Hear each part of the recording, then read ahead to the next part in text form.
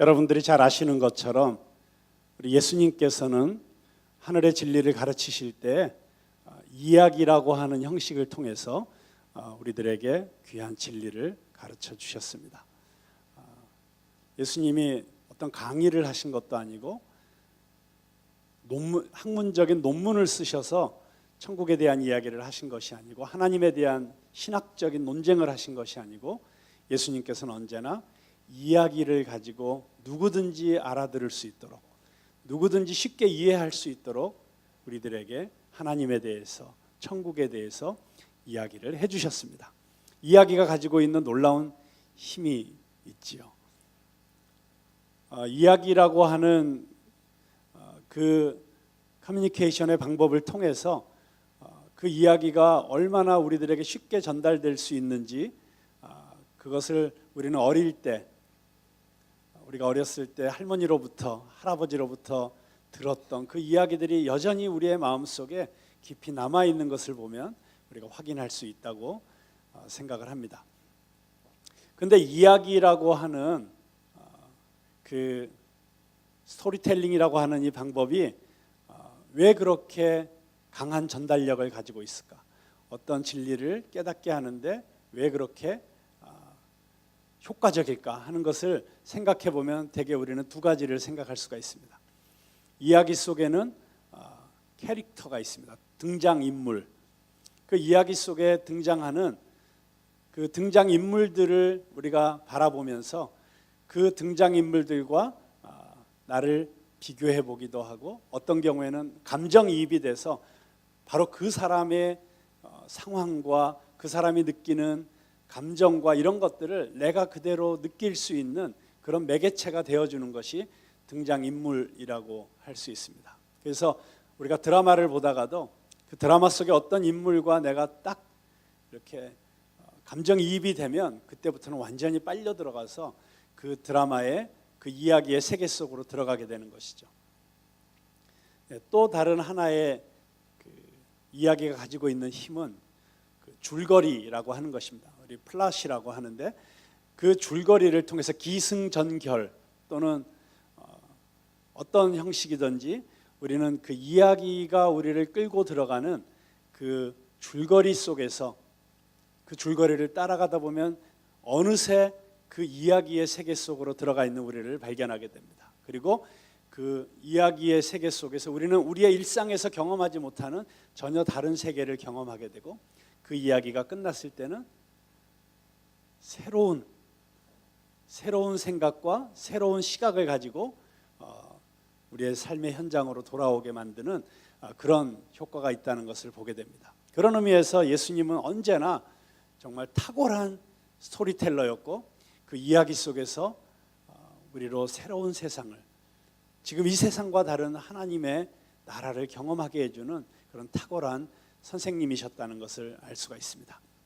그런데 예수님께서 가르쳐주신 들려주신 그 많은 이야기 가운데 어쩌면 가장 유명한 이야기 교회를 안 다니는 사람도 다 한 번쯤은 들어봤을 그리고 탕자 이런 얘기 별로 잘 안 하잖아요. 그런데 탕자 그러면 누구든지 알 수 있는 성경의 이야기 그렇게 받아들일 수 있는 그 유명한 이야기를 바로 오늘 우리가 읽은 누가복음 15장의 이야기 가운데서 들려주시고 계십니다.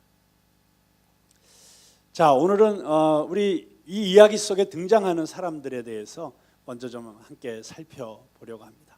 우리가 이제 문화전도 축제를 앞두고 정말 우리의 마음 가운데 우리가 태신자를 품고 한 영혼을 품고 그에게 복음을 전하는 그 동기를 우리가 새롭게 하기 위해서 우리가 이 전도 시리즈로 지금 설교를 하고 있는데 이 이야기 속에서 우리는 하나님 전도를 왜 해야 되는지 그 하나님의 마음을 우리가 오늘 이야기 속에서 배워보기를 바라는 것입니다. 자, 이 이야기 속에는 먼저 두 아들을 가지고 있는 아버지가 등장을 합니다. 그런데 이 아버지의 두 아들이 큰 아들이 있고 물론 작은 아들이 있는데 먼저는 이 작은 아들로부터 이야기가 시작이 되죠. 아마 이 아버지는 굉장히 부유했던 것 같습니다. 그러니까 이 둘째 아들도 부잣집 막내 아들이죠. 부잣집 막내 아들 하면 딱 느낌이 오는 어떤 캐릭터가 있죠. 이 둘째 아들 부족한 것이 없이 살았습니다. 정말 존경받는 아버지 밑에서 많은 사람들로부터 사랑받았고, 그리고 필요한 모든 것들은 언제나 아낌없이 공급해 주시는 그 아버지의 사랑 속에서 아마 잘 자랐을 것입니다. 그런데 아무런 부족함도 없이 그렇게 잘 자란 아들임에도 불구하고 다른 사람이 보기엔 야, 네가 뭐가 부족하냐, 네가 뭐가 필요하냐라고 할 수 있었지만 그 아들의 마음속에는 왠지 모를 허전함이 있었고, 그리고 또 둘째 아들이라는 입장에서 오는 어떤 불만도 있을 수 있었고, 그리고 왠지 모르는 사춘기의 반항심 같은 것도 생겨서 이 아들의 마음속에 집을 떠나고 싶다는 갈망이 생겼던 것 같습니다. 모든 것이 완벽하게 갖춰져 있고 풍족한 아버지의 집이었지만 왠지 그 안에서 만족을 누리지 못하고 있는 이 아들. 그래서 결국 이 아들은 어느 날 자기 아버지에게 가서 이런 당돌한 요구를 하게 됩니다. 아버지가 저에게 물려주실 유산이 있죠. 그 유산을 지금 캐시로 바꾸어서 저에게 주십시오. 아버지 돌아가신 다음에 주지 마시고 지금 내가 필요하니까 지금 주십시오. 이 아버지는 이 아들이 왜 이런 요구를 하는지 알고 있으셨을 거예요. 그리고 이 아들이 그 재산을 돈으로 바꾸어서 가지고 갔을 때 결국 어떤 결과가 있으리라는 것도 아마 알고 계셨을 거예요. 그런데 어쨌든 어떤 이유에서인지 모르지만 이 아버지는 선뜻 그 아들이 원하는 대로 자기의 재산 가운데 둘째 아들에게 돌아갈 몫을 팔아서 현찰로 작은 아들에게 주어지게 됩니다. 유대의 그 관습에 의하면 두 아들이 있으면 큰 아들은 3분의 2를 갖고 둘째 아들은 3분의 1을 갖게 되어 있어요. 그러니까 아버지의 재산의 3분의 1. 그런데 아마 그 당시의 재산이라고 하면 대부분 부동산이었을 거예요. 땅, 그리고 아마 가축. 근데 이런 것들을 빨리 현금으로 바꾸기 위해서는 얼마나 쉽지 않은 그런 시간을 가졌겠습니까? 그 큰 재산을 한꺼번에 팔려니까 누가 당장 사겠다고 나타나는 사람도 없고, 그래서 이것을 빨리 팔기 위해서 어쩌면 헐값에 다 처분을 했을지도 모르죠.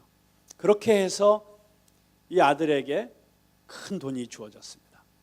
이 둘째 아들은 그것을 가지고 자기가 원했던 대로 먼 나라로 떠나가게 됩니다. 가능하면 아버지로부터 멀리 떠나가기 위해서 길을 갔습니다. 그리고 자기가 도착한 그곳에서 아무도 자기가 누구 아들이라는 것을 알아보지 못하는 그곳에서 완벽한 익명성과 자유가 보장되는 그곳에서 그는 마음대로 살기 시작했습니다. 성경에 의하면 그는 아주 방탕한 삶을 살았습니다. 그 돈을 물쓰듯이 쓰면서, 그러니까 주변에 얼마나 비슷한 부류의 친구들이 몰려들었겠어요. 그리고 그 돈을 바라보면서 몰려드는 얼마나 많은 불나방 같은 존재들이 있었겠어요. 흥청망청 너무 신나게, 야, 이게 진짜 인생이구나, 내가 이렇게 재밌는 인생을 진작 살았어야 되는데 아버지 집에서 그렇게 지루하게 그냥 아버지의 그 엄격한 이 틀 안에서 내가 사느라고, 나중에 보면 이 아버지는 그렇게 엄격한 아버지도 아니었음을 우리가 알게 됩니다. 얼마나 관대하고 사랑이 많은 아버지였음에도 불구하고 이 아들은 그저 그것이 그냥 아버지랑 같이 있는 것 자체가 아마 속박으로 느껴졌던 것 같습니다. 그래서 그 속박에서 자유한 그 자유를 마음껏 누리면서 살고 있었습니다. 그런데 돈이라는 거는 아무리 많이 있어도 흥청망청 쓰기 시작하면 정말 물이 손가락에서 새나가듯이 그렇게 새나가게 되어 있는 것이죠. 그 많아 보이던 돈이 어느새 점점 줄어들고 있었습니다. 어떡하지? 이 아들은 돈을 쓸 줄만 알았지 벌어본 적은 없는 아들이었습니다. 점점 돈이 줄어들고 있어서 조금씩 불안해지던 어느 날 갑자기 청천벽력 같은 소식이 들려옵니다. 큰 흉년이 들고 그리고 경제가 완전히 꼬꾸라지고 IMF가 찾아와서 완전히 그 나라의 경제가 초토화된 거예요. 가뜩이나 돈도 없어졌는데 이제 나라 전체가, 그 먼 나라의 경제 전체가 완전히 풍지박산이 나면서 자기 주변에서 그렇게 모든 걸 다 내어줄 것처럼 그렇게 자기를 즐겁게 해주고 친하게 지내고 있었던 그 친구라고 생각했던 인간들이 하나도 없이 다 사라진 거예요. 돈이 없어진 이 아들, 그렇게 오빠 하면서 쫓아다니던 그 자매들도 다 사라졌어요. 주변에 아무도 남아있지 않은 자신을 발견하게 됩니다. 그리고 마침내 주머니 속에 마지막 동전 한 입까지, 마지막 빵을 사기 위해서 쓰고 났을 때 그는 이제 더 이상 의지할 곳도 없고 갈 곳도 없는 신세가 되었다는 것을 발견하게 됩니다. 자기가 그렇게 신나게 돈을 쓸 때 베풀었던 친구들을 찾아가지만 친구들이 만나주질 않습니다. 자기가 그렇게 덥석덥석 큰 팁을 주어지었던 자매들을 찾아가 보지만 아는 체도 하지 않습니다. 문도 열어주지 않습니다. 너무나 차가워진 이 세상 인심에 절망하던 이 아들, 점점 배는 고파오고 아무도 자기를 도와주지 않고 며칠을 고픈 배를 움켜쥐고 방황하다가 결국 막노동이라도 해야겠다. 그런데 막노동 일꾼으로도 써주지도 않습니다. 그래서 결국 마지막으로 찾아간 곳이 돼지를 치는 곳이었습니다. 이 돼지를 치는 곳에 갔다는 것은 이 인생이 완전히 막다른 골목에 이르렀다는 것을 말하는 것입니다. 왜냐하면 유대인에게 있어서 돼지는 부정한 짐승이었습니다. 그래서 유대인들은 돼지고기를 먹지 않습니다. 돼지 근처에도 가지 않습니다. 돼지를 만지면 부정한 사람이 되어서 사람들 틈에 있을 수도 없습니다. 그런데 돼지를 치는 자리에 갔다는 건 이제 더 이상 내려갈 데가 없는 막다른 지경에까지 내몰렸다는 것을 의미하는 것이죠. 근데 거기서 더 한심한 일이 일어납니다. 돼지를 치는 일을 했지만 충분히 먹을 것이 주어지질 않습니다. 너무 배가 고프니까 돼지들이 먹는 주엄 열매라고 하는 열매를 돼지 입에서 뺏어가지고 자기가 먹는 지경에 이르렀습니다. 인간이 이렇게까지 비참해질 수 있을까요? 인간이 이렇게까지 바닥으로 추락할 수 있을까요? 완전히 밑바닥에 이르렀을 때, 완전히 더 이상 내려갈 곳이 없는 그 지경에 처했을 때, 그런데 그때 이 아들에게 떠오르는 생각이 있었습니다.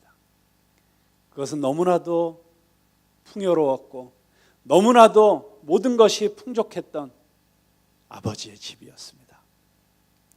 우리 아버지 집에는 먹을 것이 많은데, 우리 아버지 집에는 일하는 하인들도 마음껏 먹고 누리는데 나는 여기서 굶주려 죽는구나. 갑자기 아버지의 집이 그리워지기 시작했습니다. 갑자기 그 아버지의 집으로 빨리 달려가고 싶은 마음이 생겼습니다. 그러나 이 아들은 선뜻 일어나서 아버지 집을 향해 걸어가지 못합니다. 왜냐하면 자기가 했던 그 끔찍한 잘못을 알고 있기 때문에. 내가 이렇게 망가져서 어떻게 아버지 앞에 돌아가지?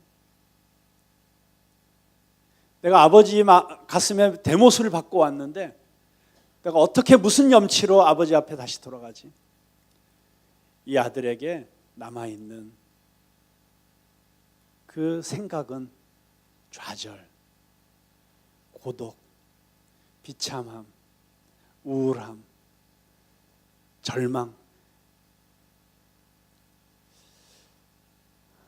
혹시 이런 감정들을 느끼고 있는 사람들이 우리 주변에 있다면 바로 그들이 우리가 찾아가야 될 우리의 태신자들이고 우리의 VIP들이라는 사실을 여러분 기억하실 수 있기를 바랍니다. 어쩌면 이 둘째 아들이 지금 이 절망 가운데 느끼고 있는 외로움과 고독함과 비참함과 우울함과 이런 감정들을 느끼고 있는 그 누군가를 볼 수 있는 눈이 우리에게 있다면, 그리고 그들에게 다가갈 수 있는 우리의 열린 마음이 있다면 하나님께서 우리를 통해서 많은 전도의 열매를 맺어 주실 수 있다고 저는 믿습니다. 자, 이 밑바닥을 치고 나서야 이 아들은 아버지를 생각했고 아버지의 집을 생각했고, 그래서 용기를 내서 아버지의 집으로 돌아가는 발걸음을 떼어놓기 시작합니다. 그 마음속에 이런 생각이 들었습니다. 나는 이제 아버지의 아들이 될 자격이 없다. 나는 이제 아버지의 아들이 될 자격이 없다. 그러니 아버지에게 가서 이렇게 말해야겠다. 아버지, 저는 이제 아버지의 아들이 될 자격이 없으니 저를 아버지의 품꾼 중에 하나로 생각해 주십시오. 그냥 하인으로라도 받아달라고 하는 것이죠. 아들 아니라도 괜찮으니, 하인이라도 괜찮으니, 아버지 집에 있는 것만으로도 지금 내 이 신세보다는 훨씬 낫겠구나, 이런 생각이 들어서 그렇게 말해야겠다고 몇 번씩이나 속으로 연습을 하면서 아버지의 집을 향해서 걸어가고 있는 것입니다. 어쩌면 많은 사람들이 하나님 앞에 나오지 못하는 이유가 이 둘째 아들과 비슷한 마음 때문일 수도 있다는 생각을 합니다. 하나님이 아무리 사랑이 많으신 분이라도 나 같은 존재는 사랑하지 않으실까? 나 같은 존재는 받아주시지 않으실까?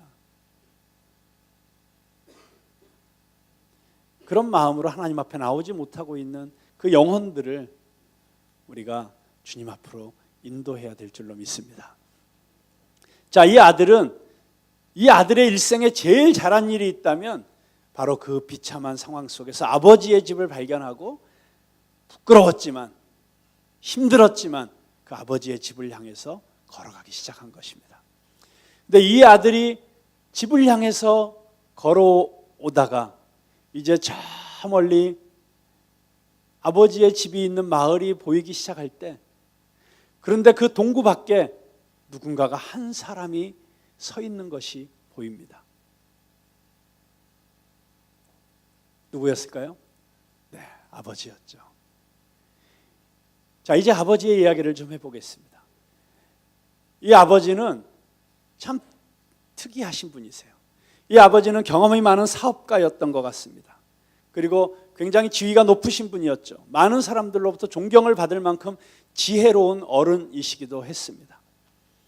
이 아버지는 이 무모한 젊은이, 자기 둘째 아들이 자기에게 와서 유산을 요구하고 그 돈을 현찰로 바꾸어서 먼 나라로 떠날 때 그 결과가 어떻게 되리라는 것을 충분히 예측하고 짐작하실 수 있는 분이셨어요. 보통 아버지 같으면 야, 이 자식아 정신 차려. 너 어떻게 하려고 그래? 하라는 공부는 안 하고 너 이 돈 가지고 가면은 네 인생이 어떻게 될 줄 알아?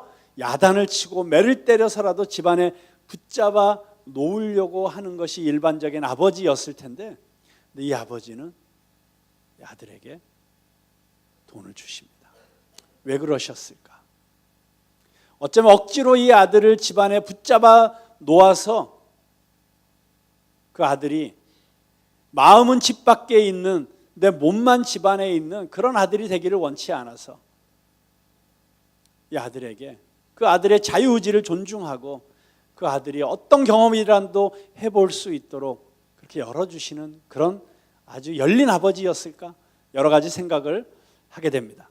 그런데 어쨌든 이 아버지는 무심할 정도로 그냥 쿨하게 자기 유산을 작은 아들에게 물려주셨지만, 그렇게 그 유산을 물려주고 나서 너는 이제 내 아들 아니다. 그래, 너 이거 가지고 자식 네가 죽이 되든 밥이 되든 알아서 해봐 라고 그냥 무관심하게 내팽겨친 그런 아버지는 아니라는 사실을 우리가 알 수 있습니다. 왜냐하면 이 아버지는 그 아들이 떠난 이후에 언제나 동구 밖에 나와서 저 먼 나라로 이어지는 그 길을 바라보는 습관이 생겼기 때문입니다. 그러다가 이 아버지가 어느 날 저 멀리서 쩔뚝거리며 걸어오는 작은 점 같은 존재를 발견합니다. 아주 멀리서 보았지만, 희미하게 보였지만 즉각적으로 알아챌 수 있었어요. 아들이구나.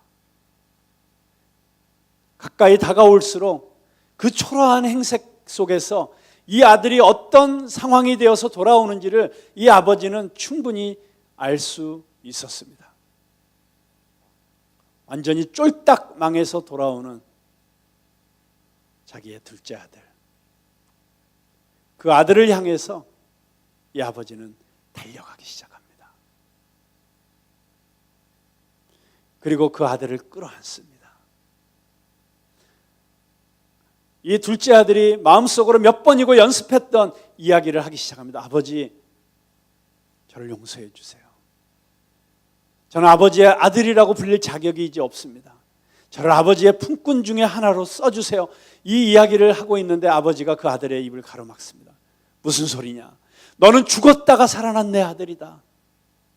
자, 가자. 그래서 이 아들을 데리고 가서 목욕을 시키고 새 옷을 입히고 새 신발을 신기고, 여러분 이것은 다 이 아들이 새로운 신분을 얻었다는 것을 상징하는 것들입니다.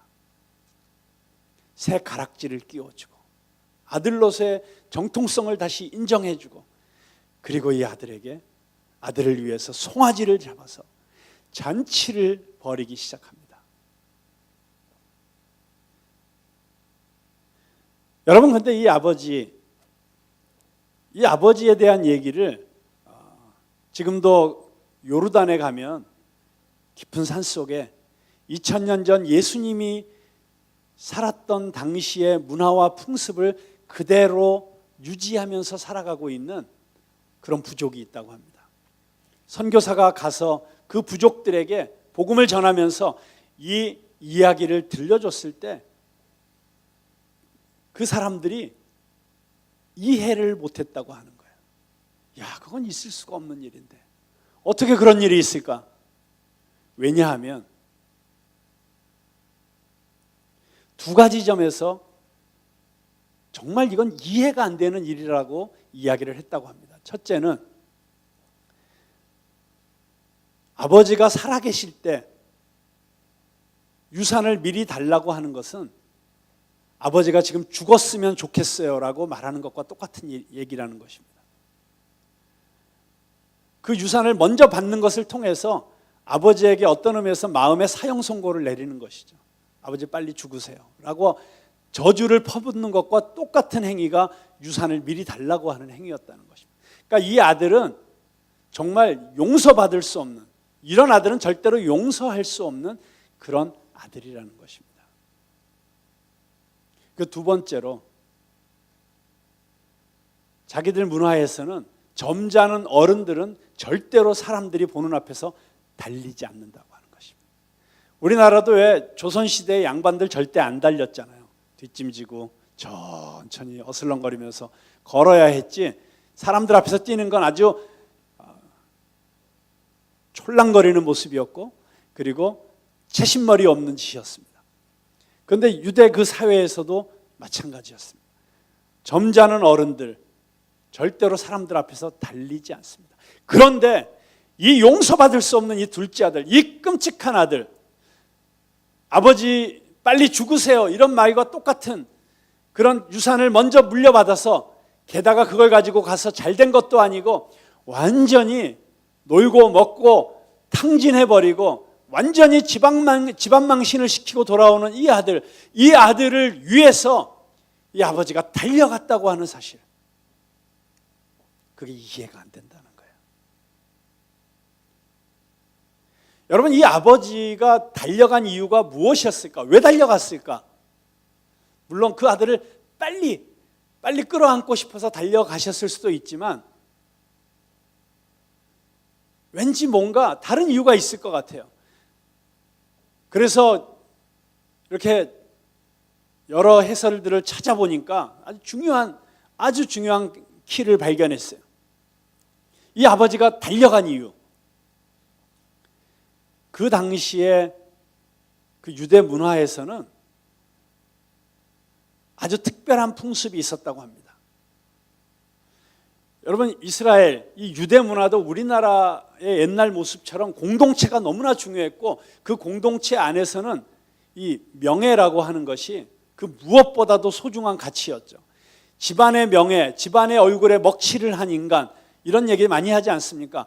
정말 체면 문화에서는 집안의 체면을 깎는 행위를 한 존재들은 용서할 수가 없는 것이죠.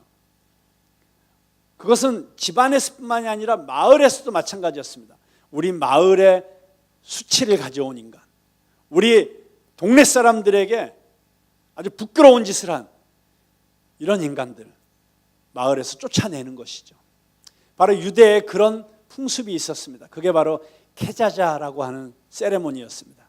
케자자 의식이라는 게 있었어요. 그건 뭐냐면 그 마을에 수치를 가져온 어떤 사람이 있으면 마을에서 그 사람을 데려다 놓고 그 앞에서 무쇠로 만든 솥 안에다가 이 딱딱한 견과류 이런 것들을 놔두고 그거를 망치로 두드려서 깨트립니다. 그 추방시켜야 될 사람을 앞에 놓고, 그리고 나서 너는 이제 다시는 이 마을에 발을 들여놓지 못한다 라고 선언하고 쫓아내는 게 케자자 의식이었습니다. 이 아들은 어떤 아들입니까? 이 아버지에게도 수치를 남긴 아들이었지만 그 당시에 이 공동체 의식이 강했던 이 마을 전체에 부끄러움을 가져다 준 그런 아들이었습니다. 이 아버지가 뭘 걱정했을까요? 동네 사람들이 이 아들이 돌아오는 것을 보면서 이 못된 자식, 너 같은 놈이 어떻게 우리 마을에 다시 들어올 수 있어? 넌 들어올 자격이 없어. 그리고 이 아들을 데려다가 케자자 의식을 해버리면 이 아들은 다시는 이 마을로 못 들어오는 거예요. 그래서 이 아버지는 동네 사람들이 이 아들을 먼저 발견하기 전에 자기가 먼저 달려가서 이 아들을 보호하고 이 아들을 자기 집으로 데려오기 위해서 그렇게 달려갔던 것입니다. 그 달려가는 아버지의 마음이 이해가 되는 것이죠. 달려갈 수밖에 없었겠구나. 그렇지만 여전히 우리가 이해할 수 없는 게 있습니다. 아니, 그 못된 자식 그냥 내버려 두지. 케자자를 당하든 쫓겨나든 넌 인생의 쓴맛을 봐야 돼. 넌 아직 정신 차리려면 멀었어. 뭐 이렇게 야단을 치는 것이 마땅한데 그 아들이 케자자를 당할까 봐 달려가는 아버지. 사람들 앞에서 절대 뛰지 않는 점잖은 어른이 달려가는 이 모습이 사실 잘 이해할 수 없는 모습이죠. 어떻게 그럴 수 있을까? 그게 정말 어떤 마음일까? 그 마음이 잘 이해가 되지 않고 그냥 머리로는 알겠는데 가슴으로 와 닿지가 않고 있었습니다. 그러다가 어느 날 제가 그 아버지의 마음이 깨달아지는 사건이 있었어요. 저에게도 딸이 태어났던 것입니다.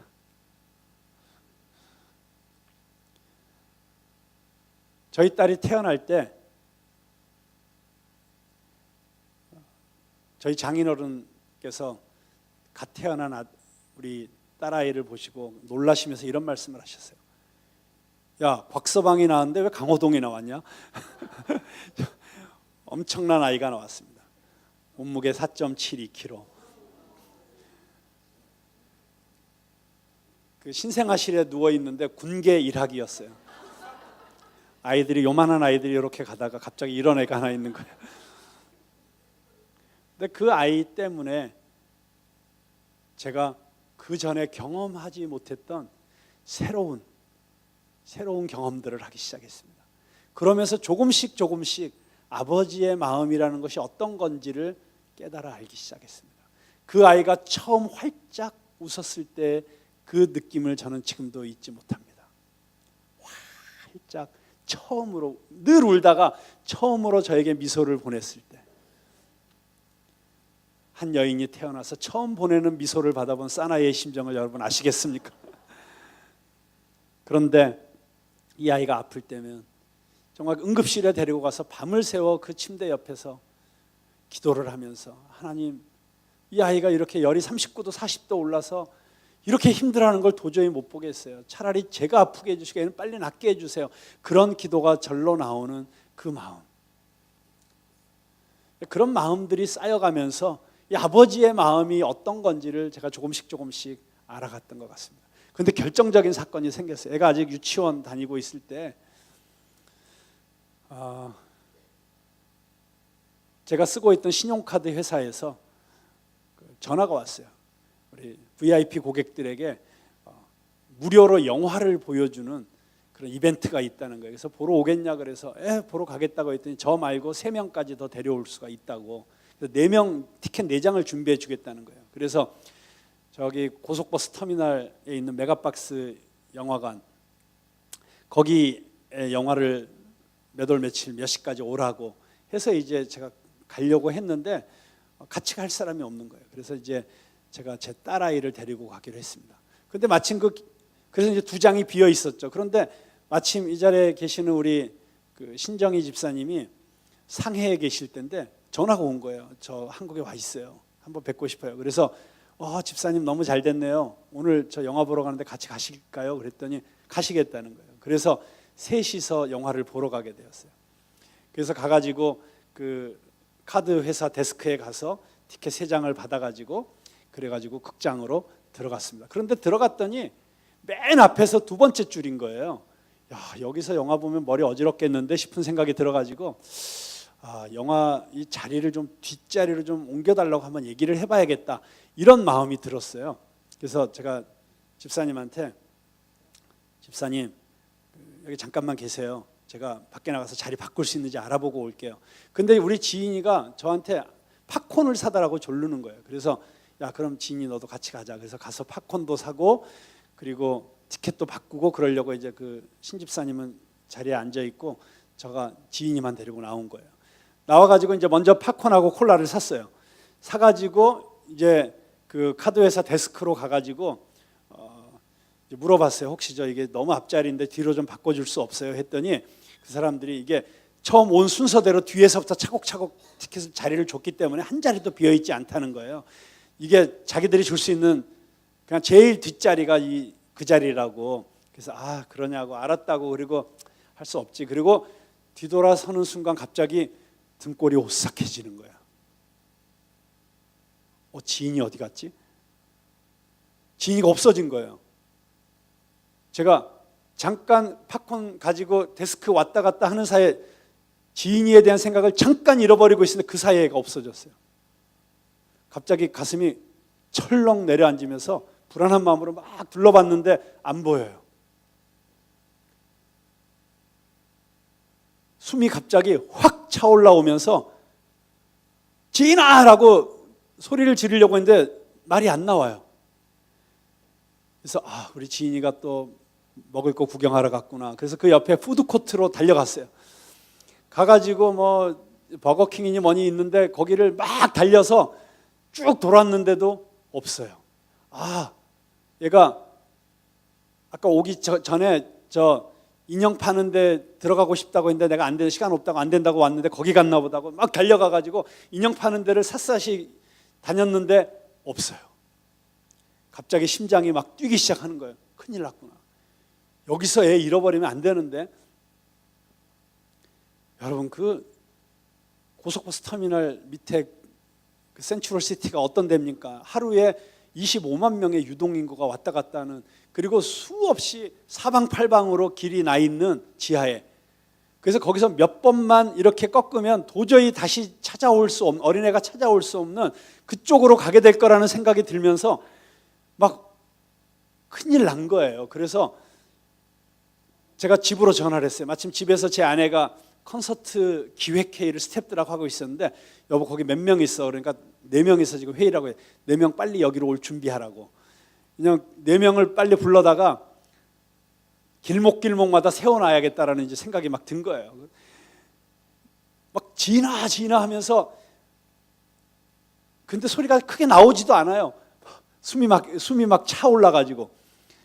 그러다가 이제 영화가 시작할 시간이 된 걸 알고, 이거 안에서 신집사님이 웬일인가 하고 계시겠구나 싶어가지고 제가 전화를 했어요. 저 집사님, 죄송한데요, 잠깐 밖으로 나와 주실 수 있어요? 그러니까 왜요? 그래서 저 나오시면 말씀드릴게요.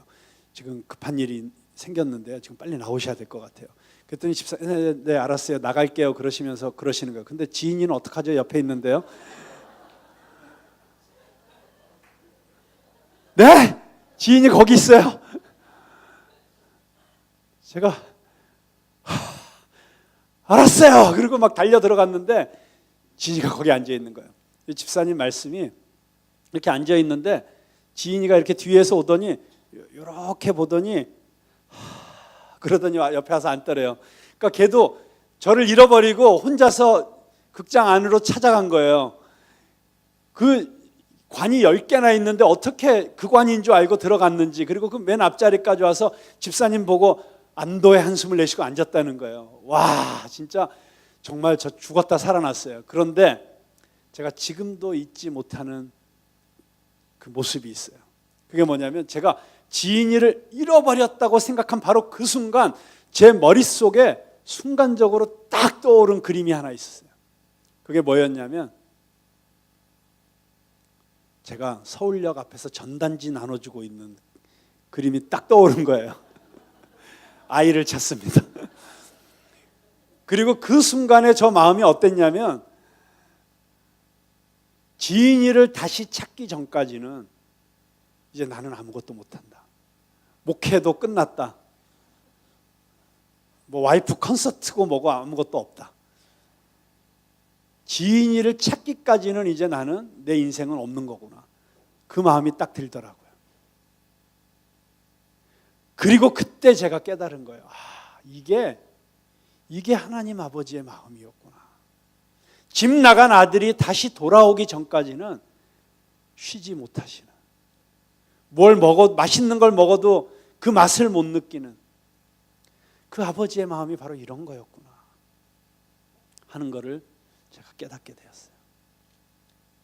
그리고 지금도 하나님 아버지는 아버지의 집에 돌아와야 되는데 돌아오지 못하고 있는 그 아들들, 그 딸들을 생각하면서, 그래서 하나님은 쉬지 못하시는구나. 그 아버지의 마음을 그때 알기 시작했던 것 같습니다. 그리고 나서 제가 그 마음이 제 마음 가운데 아주 크게 다가온 사건이 또 하나 있었어요.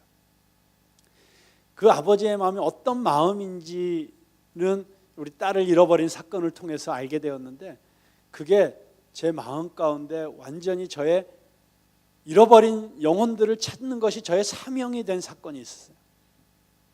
제가 코스타라는 그 해외 유학생들을 위한 수련회의 총무로 일할 때는 늘 해외에 가서 이제 수련회를 인도하곤 했습니다. 그런데 스위스에서 유럽 코스타를 하게 되었어요. 쭈리 가까운 데 있는 아주 작은 마을에 있는 곳에서 수련회를 했는데, 제가 이제 그 스위스에 가기 위해서 여러 루트가 있지만 이제 파리로 갔어요. 왜냐하면 파리에 제 여동생 부부가 살고 있었기 때문에 가서 여동생 부부를 만나고 가야겠다, 이런 마음을 먹고 파리로 먼저 가서 하루 만나고, 그리고 이제 기차를 타고 스위스로 가게 되었어요. 이제 제 매제가 공항까지 저를 데려다 주었고, 비가 부슬부슬 내리는 갸르드 레스트라는 파리의 동역에서 이제 카푸치노 한 잔을 길거리에서 테이크아웃을 해가지고 이제 들고 기차 안으로 들어갔습니다. 우리 매제와 빠이빠이를 하고.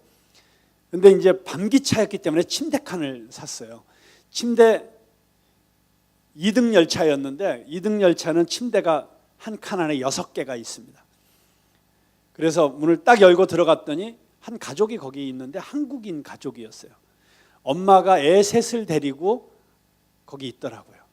그러니까 여러분, 엄마가 애 셋 데리고 있는데 제가 들어갔어요.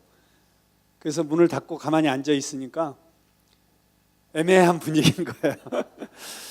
그래서 이거 애매하구나 싶어가지고 그냥 빨리 자야겠다. 그리고 제 2층에 있는 제 침대에 자리를 잡고 누웠습니다. 누워 있으니까 막 옆방에서 막 시끌시끌하는 소리가 들리는 거예요. 보니까 제 바로 옆방에 한국에서 온 여대생들이, 배낭여행 온 아이들이 또 거기서 막 시끌시끌하고 있는 거예요. 그래서 내가 차라리 날 저 방에 넣어주지 왜 이 방에 넣어줬나 뭐 이런 생각하면서 있는데, 또 이쪽 편 반대편 방에서도 막 시끌시끌한 소리가 들리는데 중국말이 들리는 거예요. 그 중국 사람들 시끄럽잖아요. 근데 제가 그 당시만 해도 중국어를 꽤 하던 때라 갖고 그 얘기하는 게 막 들리는 거예요. 거기도 일가족이에요. 할아버지, 할머니, 그리고 아버지, 어머니, 그리고 애 둘, 그렇게 6명이서 여행을 하고 있는데 막 시끄럽게 떠드는데 그런 소리들이 막 들려요. 아버지가 야, 우리가 드디어 스위스 가게 됐다. 우리가 얼마나 스위스 가고 싶었니? 야, 너희들 너무 좋지? 그러니까 너무 좋아요. 막 그러면서 너무 행복해하는 소리를 들으면서 제가 잠이 들었어요. 그런데 새벽녘이 되었을 때 갑자기 시끌시끌하는 소리가 들리는 거예요. 그래서 잠이 깼어요. 깨가지고 보니까 스위스 국경에 이미 도착해 있는 거예요. 그리고 이제 여권 검사를 하려고 경찰들이 올라와 있는 거예요. 그런데 저희는 이제 기차에 타면서 차장한테 여권을 이미 다 제출했거든요. 그러니까 여권만 쭉 훑어보고 우리 안 깨우고 그냥 이제 보통 통과하게 되어 있는데 이상하게 막 시끌시끌한 거예요. 그러더니 경찰이 제 옆방의 문을 쾅쾅쾅 두드리는 거예요. 그럼 문을 여니까 이 경찰이 그 투박한 독일식 사투리 영어로 그 중국인 가족들에게 나오라는 거, 내리라고 기차에서. You must get out of this train. 뭐 이런 소리가 막 들려요. 그래서 왜 그런가 했더니 그때만 해도 중국 사람들은 스위스에 비자가 있어야 들어가요. 우리는 노비자였거든요. 그래서 비자 따로 받을 필요가 없었는데 그 당시에도 유럽은 비자 없이 다 왔다 갔다 하지만 스위스는 영세 중립국이라서 EU가 아니었거든요. 그러니까 비자를 따로 받아야 됐는데 비자를 안 받고 온 거예요. 너 비자가 없으니까 여기서 내리라는 거예요. 너 못 들어간다고. 이 아버지가 너무 당황해갖고 경찰한테 막 제발 봐달라고, 어떻게 하냐고, 지금 너 다시 파리로 가서 비자 받아갖고 다시 와야 된다. 그러니까 이 아버지가 막 너무 당황해가지고 이 경찰한테 막 항의를 하는 거예요. Nobody tells me, nobody tells me. 그러니까 아무도 자기한테 얘기해 준 사람 없었다는 거예요. 그럼 이제 와서 이러면 어떡하냐는 거예요. 그래서 그거는 네 문제고 우리는 여기서 너를 들여보낼 수가 없다. 한참 실갱이를 하다가 결국 그 중국인 가족이 다 내렸어요. 그리고 기차가 떠나기 시작했습니다. 제가 차창 밖을 보는데 그 중국인 일가족이 가방들 옆에다 내려놓고 망연자실한 표정으로 떠나가는 기차를 보고 있는 거예요. 그 모습을 보는데 제가 너무 마음이 짠하고 아픈 거예요. 어떡하니? 어쩌다가 저렇게 됐을까?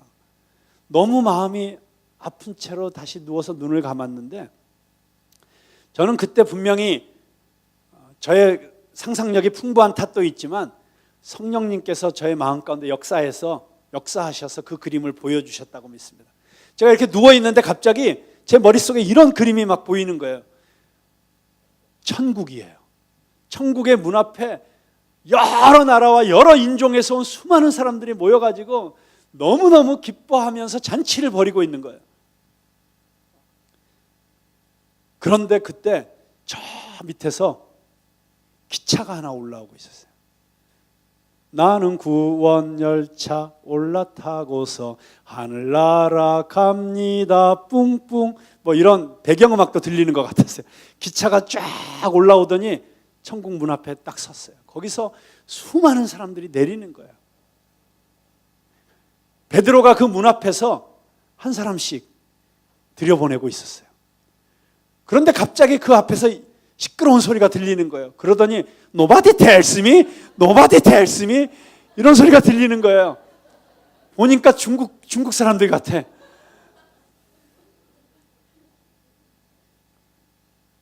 갑자기 그 순간 이유를 모르겠어요. 제가 눈물이 팍 쏟아지는 거예요. 울컥하면서. 왜 그렇게 울었는지 그 줄이 도착할 때까지 계속 눈물을 흘렸어요. 그때 이 눈물이 하나님 아버지의 눈물이구나 하는 걸 알게 되었어요. 하나님 지금도 울고 계시는구나. 아무도 얘기해 주지 않았기 때문에, 누구도 이 복음을 전해주지 않았기 때문에 이 천국에 올 수 없는, 너희들이 올 곳은 여기가 아니야, 여기가 아니고 저 밑으로 너희 기차 잘못 탔어, 그리고 돌려보내야 되는 그 아버지의 안타까운 마음, 그게 느껴지기 시작한 거예요. 그때 그날 새벽에 그 기차 안에서 제가 결심했어요. 내가 살아있는 동안 내가 어느 곳을 가든지, 내가 만났던 누군가가 나중에 천국 문 앞에서 Nobody tells me, Nobody tells me 이런 얘기를 하는 일이 없어야 되겠다. 때를 얻든지 못 얻든지 전도해야겠다. 그 마음이 든 거예요. 날이 밝아왔어요. 다 일어나서 담요 정리하고 일어나서 앉았는데, 어젯밤에 그 어색했던 마음으로 그냥 잠이나 자자 했던 제가 아니었어요. 제가 결심하고 나서 첫 번째 만난 전도 대상자들이잖아요. 그래서 제가 갑자기 이 가족에게 막 친절해지기 시작했어요. 그래서 막 말도 걸고, 그랬더니 왜 아버지는 같이 안 오셨냐 했더니 아버지 사업 때문에 못 오셨고 그냥 엄마가 애들 데리고 방학이라서 이렇게 데리고 왔다는 거예요. 그래서 스위스 가봤냐 그랬더니 처음 가보는 길이라고. 그래서 그러냐고 이것저것 물어봤더니 스위스에서 어떻게 여행해야 되는지, 기차표는 어떻게 사야 되는지 뭐 이런 것도 잘 모르고 있더라고요. 그래서 내가 알았다고, 내가 다 도와주겠다고 막 굉장히 내가 친절하게 잘해줬어요. 그래서 이제 기차에서 내린 다음에 이 가족을 데리고 거기 그 사무실에 가가지고, 거기 스위스는 부모가 기차표를 사면 16살 이하의 자녀들은 3명까지 무료로 같이 다닐 수 있는 티켓이 있어요. 그래서 그것도 모르더라고요. 그래서 가가지고 그 표부터 사주고, 자 이제 엄마표 한 장 사면 애들 셋 공짜니까 마음대로 다니라고. 그리고 나서 제가 물어봤어요. 혹시 아침 제가 사드리면 드실래요? 그랬더니 좋다는 거예요. 또 사양도 안 하고 좋대요. 그래서 제가 데리고 기차역에 있는 식당에 갔어요. 여러분, 스위스 물가 살인적으로 비싼 거 아시죠? 그 가족하고 저하고 그냥 대충 조금 시켰는데도 거의 뭐 한 8, 90불 정도 나오더라고요. 그래도 하나도 아깝지 않았어요. 왜요? 전도해야 되니까. 내가 이 영혼들을 구원할 수 있다면 이게 뭐가 아깝냐, 뭐 이런 마음으로 기분 좋게 아침을 사고 아침을 먹으면서 드디어 제가 본론을 꺼냈어요. 저 혹시 교회 다니세요? 그랬더니 네, 저희 교회 잘 다니고 있어요 그러는 거예요. 영등포에 있는 무슨 교회 다니는데요. 하나도 아깝지 않았어요. 그날 그 아침에 그 느낌을 제가 잊지 못합니다. 그 마음, 바로 그 마음 때문에 이 땅에 오신 분이 예수님이셨습니다. 여러분, 루가복음 15장에 보면 예수님께서 세 비유를 말씀하십니다. 첫 번째는 잃어버린 양을 찾아 나서는 목자, 두 번째 비유는 잃어버린 동전을 찾아 온 방안을 쓸고 다니는 한 결혼을 앞둔 여인, 그리고 세 번째 비유가 이 잃어버린 아들, 돌아온 아들의 이야기예요. 그런데 신기한 거는요, 이 세 비유를 말씀하시는데 누가복음 15장에 시작하는 부분에 보면 예수님께서 이 비유를 말씀하셨다고 비유를 단수로 이야기합니다. 복수가 아니에요. 세 비유를 얘기하니까 이 비유들을 예수님께서 말씀하셨다 해야 되는데 이 비유를 말씀하셨다 그래요. 그건 무슨 얘기냐면 이 세 비유가 한 이야기라는 거예요. 자, 이 이야기 속에서 우리가 볼 수 있는 건 뭐예요? 첫째 비유에서도 목자가 양을 찾아 나섭니다. 둘째 비유에서도 여인이 동전을 찾아 나섭니다. 그런데 셋째 비유에서는 누가 이 잃어버린 둘째 아들을 찾아 나섰어야 했을까요? 큰 아들이 찾아 나섰어야 하는 것이죠. 나중에 우리가 다음에 또 설교할 때 이 큰 아들에 대해서 이야기하겠지만, 근데 이 큰 아들은 찾아 나서지 않습니다. 왜냐하면 이 아버지의 마음을 이해할 수 없었기 때문에. 그런데 진정한 큰아들 되신 예수님께서 그 아버지의 마음을 아셨기 때문에 우리를 찾아 이 땅에 오신 것입니다. 그 예수님의 마음으로 지금도 잃어버린 영혼을 향해서 찾아 나서시는 그 예수님의 마음을 우리가 품고 우리가 이 기간 동안에 반드시 한 영혼이라도 주님 앞에 돌아올 수 있도록 전도할 수 있는 저와 여러분이 될 수 있기를 주님의 이름으로 축원합니다. 기도하겠습니다.